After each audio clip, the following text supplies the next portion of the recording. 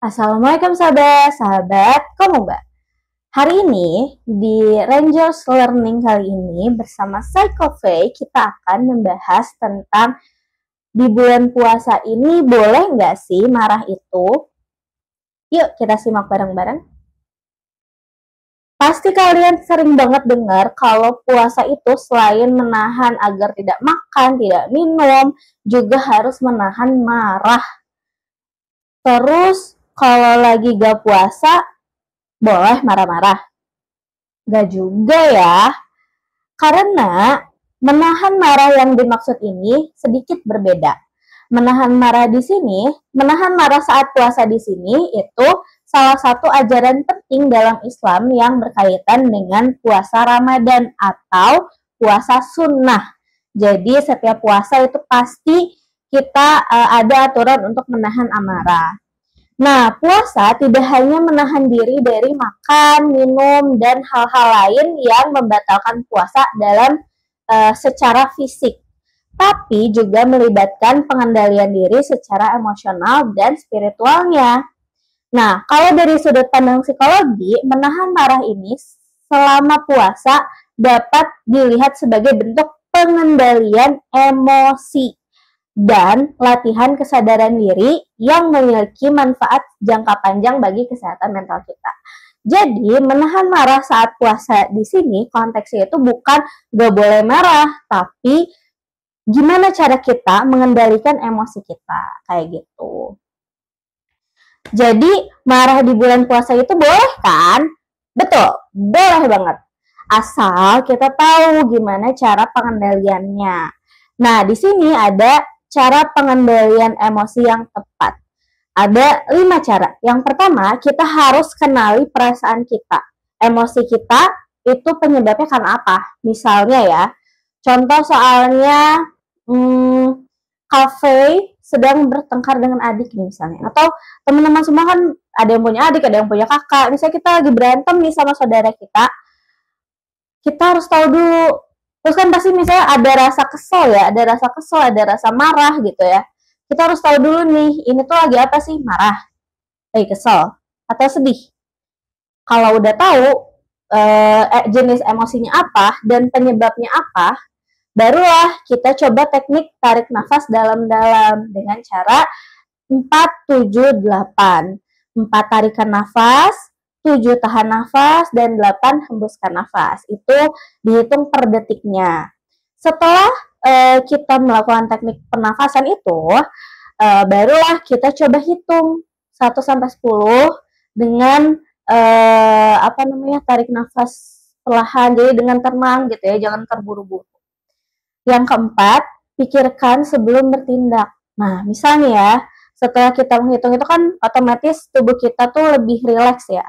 Lebih rileks, pikiran kita lebih dingin, jadi kita harus bisa berpikir mana yang boleh kita lakukan, mana yang tidak. Kalau kita konteksnya misalnya lagi bertengkar dengan saudara, apakah kita boleh sampai bawa-bawa fisik, apakah kita boleh marah-marah sampai ngebentak saudara kita, atau lebih baik kita menghindar, maksudnya dengan cara ya tidak ada pertengkaran gitu di hari itu.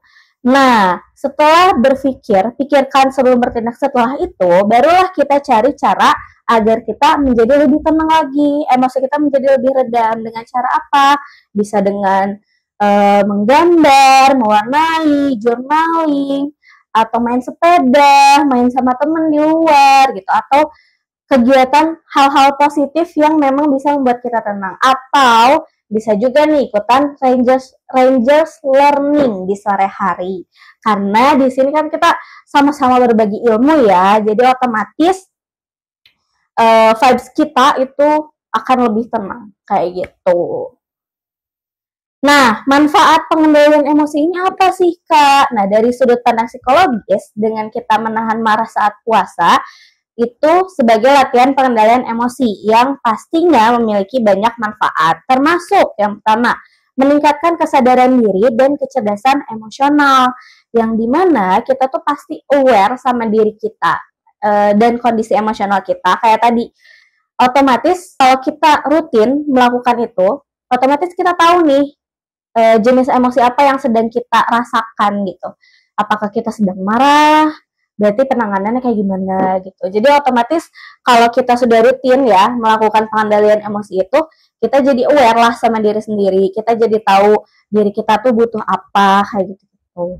Yang kedua, mengurangi stres dan meningkatkan kesejahteraan mental. Nah, ini juga sama karena kalau yang setahu kafe juga ya, dengan kita mengendalikan emosi itu sama dengan kita mengurangi stres. Karena kan gini, stres itu bisa dibentuk dari emosi yang menumpuk di tubuh kita ataupun emosi yang berlebihan gitu. Nah, jenis emosinya kan kita juga nggak tahu ya kalau stres ini apakah ada marah ya, apakah sedih atau kesel doang atau emang pusing doang gitu kan kita nggak tahu kalau stres. Nah, dengan kita mencoba teknik itu, karena kan kita udah tahu nih jenis emosi, terus kita coba teknik yang tadi, teknik pengendalian emosi tadi, ya otomatis mengurangi stres kita juga. Dan tentunya meningkatkan kesejahteraan mental diri kita. Yang ketiga, membentuk kebiasaan positif dalam mengelola emosi. Yang dimana tadi, cari cara tenang.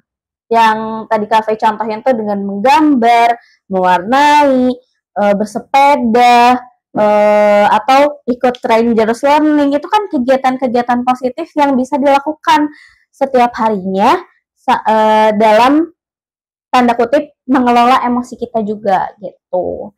Yang terakhir tentunya memperbaiki hubungan sosial yang dimana tidak akan ada pertengkaran dengan siapapun kalau kita coba untuk mengendalikan amarah kita coba untuk mengendalikan emosi kita kayak gitu.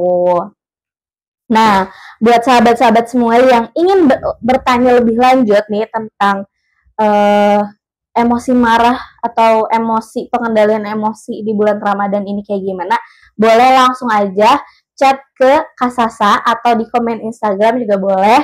Nanti bakalan Cafe jawab di Rangers Learning pekan depan.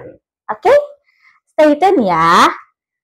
Nah, kayak gitu aja deh sharing Rangers Learning bareng Cafe di hari ini. Semoga di pertemuan-pertemuan berikutnya kita bisa sharing lebih dalam lagi dan lebih intensif lagi mungkin ya. Jadi kita bisa interaksi satu sama lain. Sampai ketemu lagi. Dadah.